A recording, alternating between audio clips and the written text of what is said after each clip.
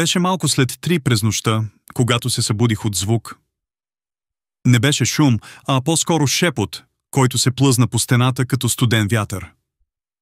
Погледнах телефона си 3:12 сутринта.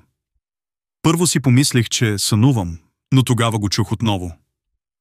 Видяхте... Гласът не звучеше като човек. Беше раздвоен, сякаш 2 уста говореха едновременно. Едната шепнеше, а другата ръмжеше. Замръзнах. Очите ми бяха вперени в тъмния ъгъл на стаята. Там, където светлината от телефона не стигаше. Сянката се размърда. Беше ниска, после се изправи. И когато го направи, разбрах, че е по-висока, а от човешки размери. Тогава гласът каза: „Не трябваше да ме будиш." Светнах лампата. Сянката изчезна. Помислих си, че всичко е в главата ми. Но когато стигнах вратата, я видях.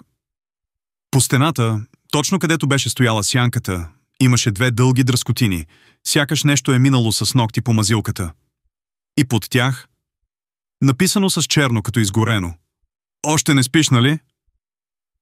На следващата вечер ми се случи нещо още по-лошо. Но това ще го разкажа в следващата част.